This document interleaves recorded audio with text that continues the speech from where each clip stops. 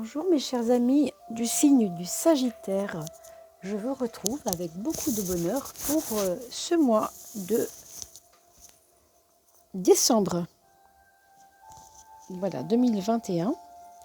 On va finir cette fois-ci l'année en beauté, et on va regarder quelles sont les énergies qui vont se présenter dans votre ciel, si j'ose dire, si j'ose le dire comme ça, de ce mois de décembre. J'espère que vous avez pu aller voir la coupe de fin de mois, de début novembre, un peu pour vous donner un petit peu une idée de comment vous avez fini ce mois de novembre pour entrer dans le mois de décembre. D'accord ?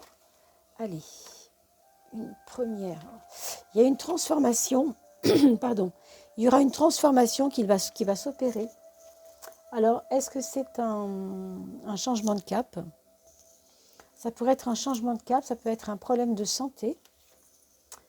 On va peut-être pas la garder, cette carte-là, parce qu'elle nous indique juste, c'est juste un indicateur comme ça pour nous donner une idée globale du mois. Mais pour moi, ça parle plutôt d'un changement, de quelque chose d'abrupt. C'est-à-dire quelque chose d'assez inattendu qui pourrait éventuellement arriver sur votre mois de décembre, mes amis Sagittaires. Alors on verra ça bien sûr en son temps, il n'y a pas d'histoire, il n'y a pas de problème pour l'instant, il n'y a pas de choses graves non plus, pas forcément. Mais voilà, alors soignez-vous bien, faites attention à votre santé, bien sûr. Ça peut être aussi autour de vous. Simplement, on vous parle de un changement, quelque chose qui pourrait venir comme ça, intervenir comme ça au milieu du mois. Enfin, au milieu du mois, je ne sais pas, en tout cas dans le mois de décembre. Quelque chose d'abrupt et de pas forcément attendu.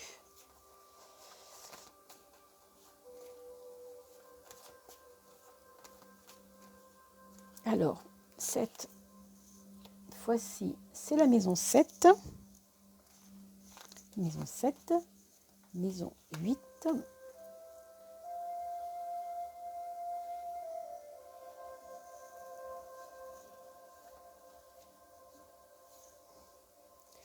On les prend comme elles se présentent, bien sûr, je ne les choisis pas, elles sont juste là, elles se présentent elles-mêmes, ou pas, bien souvent c'est plus long, mais quelquefois, elles ne tombent pas toujours, mais elles se présentent en tout cas. C'est comme ça que je le vois. Ensuite, la 13e, la voilà.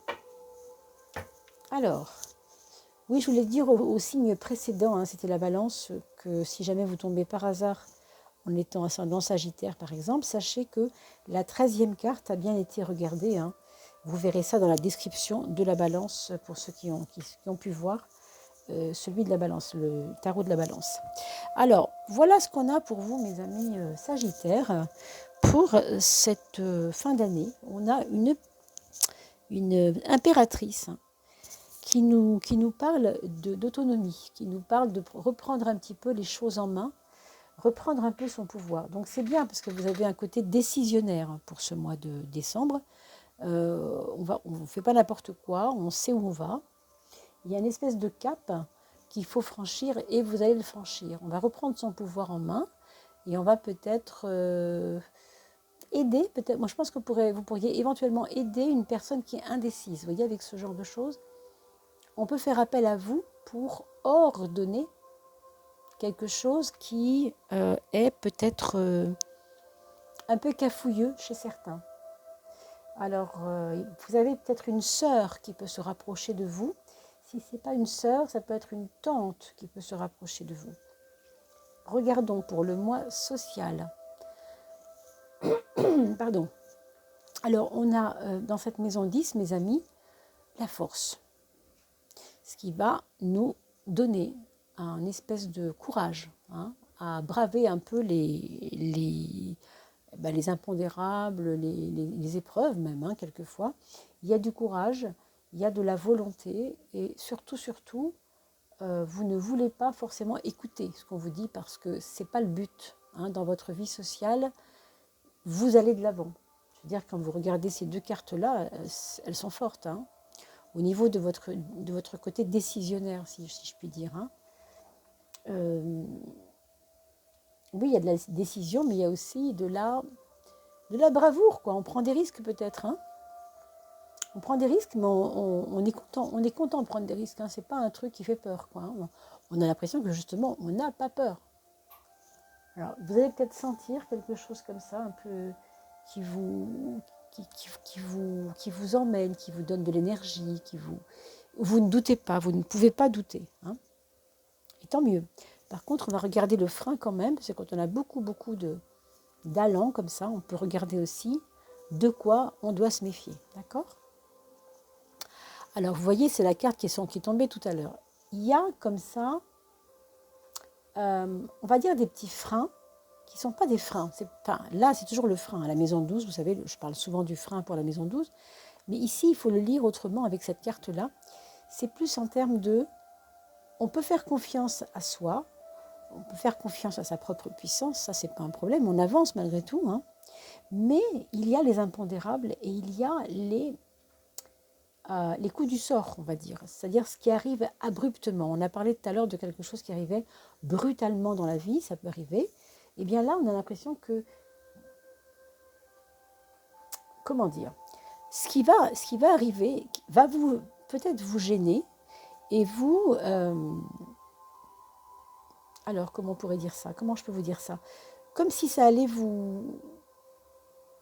C'est comme si vous aviez un peu peur d'aller jusqu'au bout de votre fonctionnement parce que vous vous dites, non, non, là, ça va être trop. Vous voyez ce que je veux dire? Or, la vie vous emmène vers des chemins un peu détournés, auxquels vous ne vous attendiez pas en fait, hein. Et du coup, vous vous dites, mais est-ce que c'est vraiment ça qu'il faut faire? Est-ce que c'est vraiment ça? Pour moi, le frein ici, ce serait le frein de vouloir changer tout d'un coup. Vous voyez, aller trop vite un peu quelque part. Être trop dans je vois pas, je sais pas, je vois intempestif. Vous voyez, quelque chose d'intempestif, quelque chose qui vous... Un coup d'orage, quoi. On sait que le Sagittaire, c'est Jupiter, hein, qui gouverne le Sagittaire. Jupiter, c'est la foudre. On a l'impression que là, c'est comme si vouloir les choses, c'est très bien, mais vouloir tout changer à tout prix, c'est peut-être pas forcément la voie à suivre, de tout changer d'un coup. Vous voyez, peut-être qu'il faudra apprendre la mesure, peut-être, non, je sais pas, il y a un côté démesuré ici, hein. Alors vous voyez, dans votre travail, la rigueur, elle s'impose. La rigueur s'impose, la justice s'impose, la loi s'impose, la raison vraiment s'impose, hein. Donc, autrement dit, si vous êtes un peu trop dans l'activité à tout va, ça va vous faire manquer peut-être de justesse dans la façon de faire les choses. Donc, veillez quand même à ce que votre espèce de force en ce moment, on le voit bien ici, hein, soit pas aveugle. C'est comme si vous fonciez aveuglément. Voilà, c'est peut-être ça que je cherchais. C'est comme si vous fonciez aveuglément dans quelque chose. Là, avec la justice, ça va vous ramener à l'ordre, ça va vous rappeler à l'ordre, ça va vous faire revenir à des choses plus cartésiennes quelque part, hein. Alors, je sais pas, je pense qu'il y a des gens qui vont peut-être, hein, si vous avez des problèmes avec l'employeur, être obligés de passer par les prud'hommes, ou en tout cas par un syndicat ou par une instance, si vous voulez, collective, institutionnelle ou administrative, tout simplement, pour vous faire entendre, pour vous défendre par rapport au travail, hein.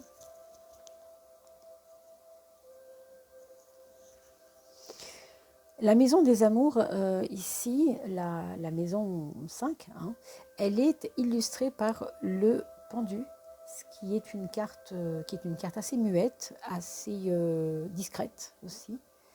Ça va nous donner un univers, une ambiance pour décembre, pour ce qui concerne les sentiments, un peu feutré, c'est-à-dire un peu, on baisse le feu. Vous voyez, l'amour, ça va pas être torride, quoi. On va baisser un peu le feu, on va pas trop mettre l'accent là-dessus. On va peut-être s'occuper d'autre chose, hein, pour ce mois de décembre. Alors, pour votre chéri et votre chérie peut-être que ce ne sera pas facile à vivre parce que vous êtes ailleurs, vous êtes occupé dans d'autres choses, vous n'êtes pas disponible et réceptif pour l'amour. Il peut y avoir un petit peu de ça, pour certains d'entre vous, bien sûr. Pour d'autres, il peut y avoir un éloignement. un éloignement de la personne aimée. Hein. Tout simplement, un éloignement, quelque chose qu'on n'attendait pas et qui se produit, mais qui n'est pas forcément heureux. Hein. Parce qu'avec le 12, on a toujours un peu de frustration, vous voyez ce que je veux dire. Hein. Donc voilà, méfiance, ça peut venir de vous, ça peut venir de l'autre en fait, on ne sait pas trop. Il y a comme quelqu'un qui est préoccupé, qui est occupé, qui a l'esprit à l'envers, qui n'est pas dedans quoi. Hein. Alors ici, vous avez le jugement pour la maison 11.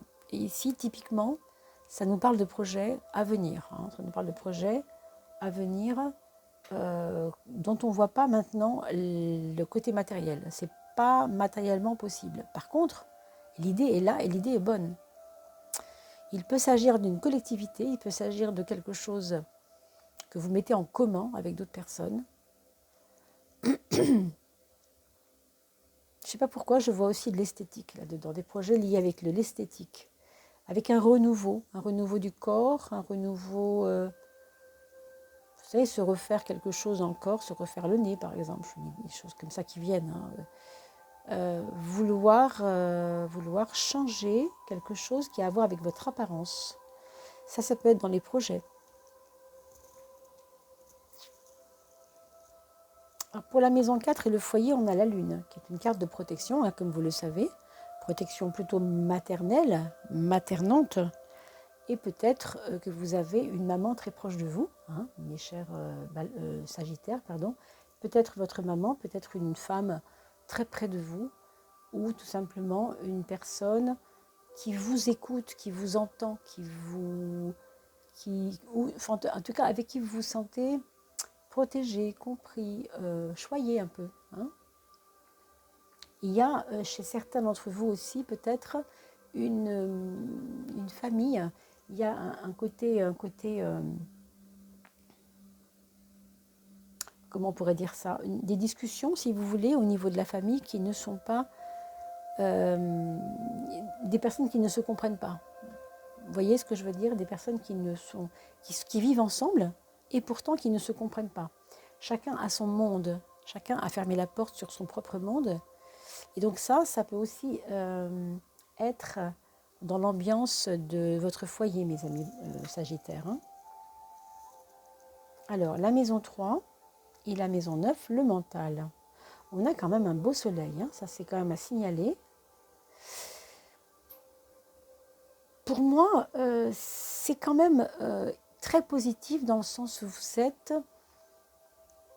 J'ai l'impression que vous avez eu beaucoup de fatigue, peut-être au mois de novembre, par exemple, et que l'énergie revient, d'accord, et que finalement, l'énergie revenant, vous en faites quelque chose pour faire des choix de vie intéressants.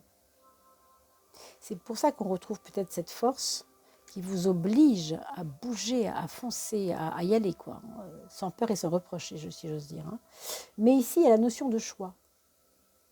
Il y a la notion de bien choisir, il y a la notion de, on en parlait tout à l'heure, hein, de faire les choses dans un sens, dans un bon sens, pas n'importe comment. Hein.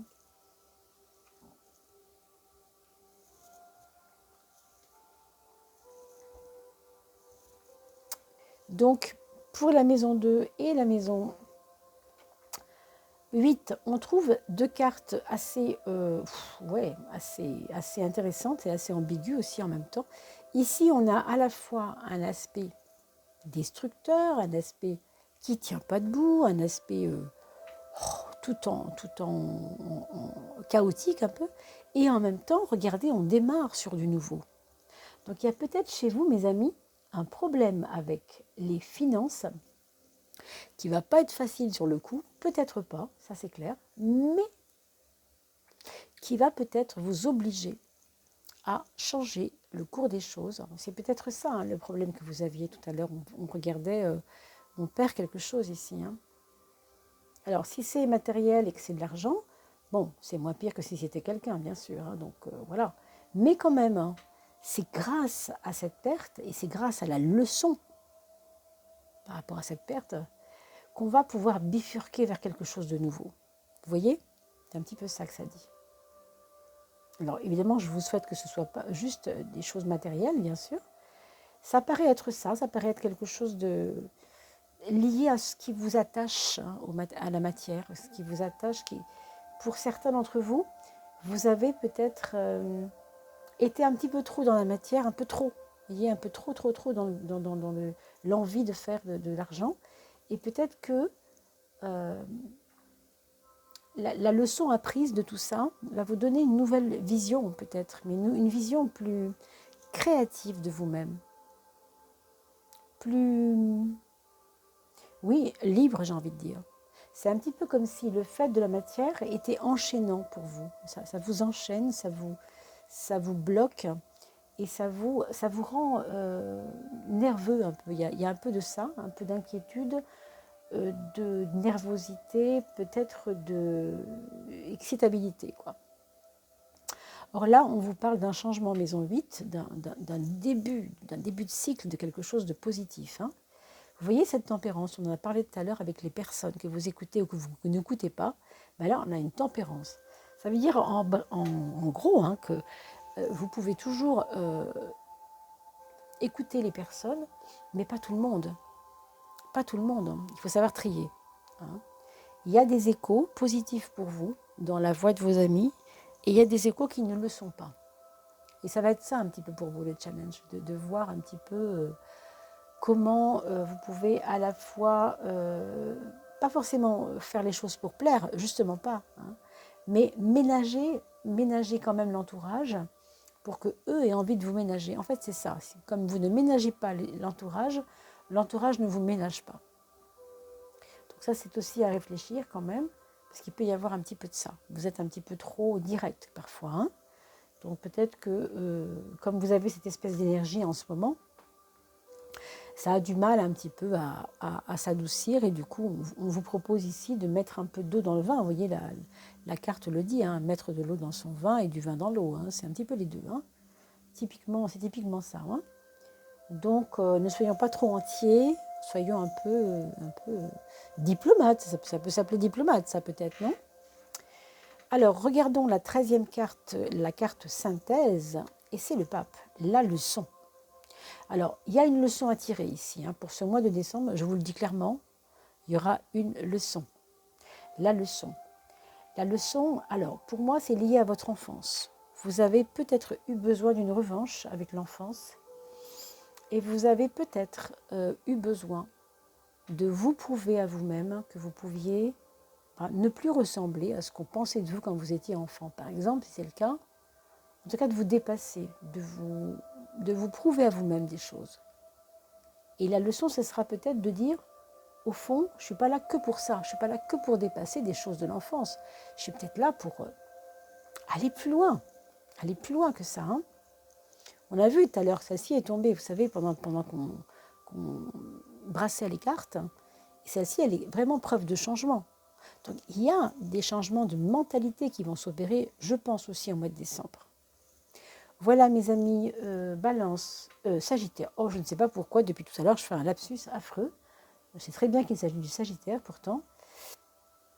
Mais comme je sors de la Balance juste avant, je suis restée sur la 13e carte de la Balance que je n'ai pas montrée à mes petits internautes. Donc, excusez-moi pour cette petite parenthèse. Donc, revenons à nos Sagittaires. Je vous souhaite de bien vous porter. Nous allons voir maintenant vos enfants. Donc, à tous ceux qui quittent maintenant la chaîne parce qu'ils n'ont pas d'enfants, je vous souhaite le meilleur pour ce mois de décembre. Et bien sûr, de belles fêtes. On fera un tirage aussi sur les fêtes de fin d'année pour voir l'ambiance aussi, bien évidemment. Écoutez, nous allons regarder maintenant les enfants. Donc, pour le premier enfant, ici, on a quelqu'un, donc adolescent, enfant, adulte, hein, qui ne sait pas trop sur quel pied danser puisqu'il est un peu tenu par des obligations. Voilà, les obligations priment. Et donc du coup, il ne voit que ça. Du coup, il s'empêche énormément de faire les choses. Hein. C'est comme si il voulait avoir des chances, mais il s'empêche de prendre ses chances parce que voilà, il est un peu, il s'empêche, oui, c'est lui-même, hein, je pense que c'est lui-même qui s'empêche, mais les obligations, si vous voulez, l'excuse des obligations est là. Ce qui fait que finalement, il n'ose pas se libérer. Il y a un problème avec la libération. Il ne se libère pas. Hein. Donc ça, c'est quelque chose à aller voir si c'est un enfant ou un ado, bien sûr. Hein. C'est un petit peu aussi, si c'est un adulte, ça peut être aussi une ambiance de travail, par exemple, dans son métier, avec ses collègues, où il peut tout à fait se sentir pas à sa place, ne pas se sentir à sa place, ou tout simplement ne pas se sentir entendu par ses collègues. Hein. Ça peut aussi être ça.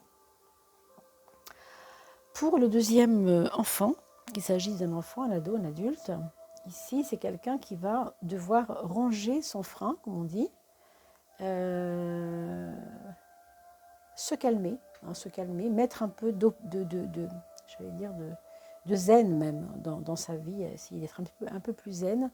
On lui demande de s'apaiser, on lui demande de se poser, par exemple reprendre les poèmes, s'il écrivait des poèmes étant jeune, écrire, vous voyez, l'écriture, la poésie, la musique, hein, s'il s'agit de musique, ça peut aussi beaucoup interférer ou en tout cas adoucir l'ambiance dans sa maison et aussi lui-même s'apaiser.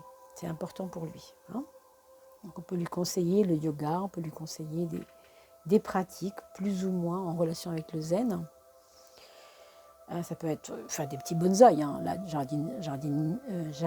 jardin par exemple, ça peut être plein de choses, hein, bien sûr. Bon, c'est pas tellement la période du jardin, mais on peut faire du jardin à la maison, hein, vous savez bien, avec les plantes. Alors, le troisième enfant, ici, c'est quelqu'un qui se torture pas mal mentalement parce qu'il n'arrive pas à faire un choix défini. C'est un petit peu glauque. Il est un peu dans une espèce d'impression que tout lui incombe, c'est sur ses épaules et ça le bloque pas mal. Hein. Il faudra peut-être l'aider à poser les inconvénients et les avantages d'avoir à choisir ceci et inconvénients, avantages d'avoir à choisir cela. Vous voyez, il faudrait l'aider dans ce sens pour qu'il respire un peu, parce que j'ai l'impression qu'il est un peu comme ça. Hein. Alors, là, le quatrième enfant, ici, on a globalement une ambiance de renouveau quand même, malgré tout, et peut-être de décider de changer quelque chose qui traîne depuis longtemps et qui décide de faire évoluer. Hein, de faire évoluer. Il y a quelque chose à voir avec la vérité ici, une vérité à dire aussi peut-être. Hein. Voilà mes chers amis. Alors j'espère que tout cela vous aura convenu. Je vais vous souhaiter une très très belle fête de fin d'année, parce qu'on n'y est pas encore, mais c'est bientôt quand même. Préparez-vous bien à ce nouvelle énergie annuelle de l'année prochaine. Je vous ferai quant à moi ce tarot de 2022 juste après ça, hein, ou en tout cas ça arrivera juste après. Et bien sûr, je vous retrouve pour les coupes de fin de mois également, et aussi les tirages qu'on appelle les tirages à 3 choix. Hein. Vous cliquez par exemple sur déménagement si vous voulez faire un déménagement, Odulita au joli déménagement, et vous allez tomber sur une vidéo qui parle de déménagement en prenant un des 3 paquets. Vous trouvez une réponse à votre question. Voilà mes chers amis, je vous souhaite de bien vous porter et je vous retrouve avec grand plaisir pour tout bientôt. D'ici là, portez-vous bien. Merci pour vos petits likes, pour vos commentaires et aussi de faire grandir cette chaîne qui continue de grandir grâce à vous. Et merci pour vos abonnements également. À bientôt.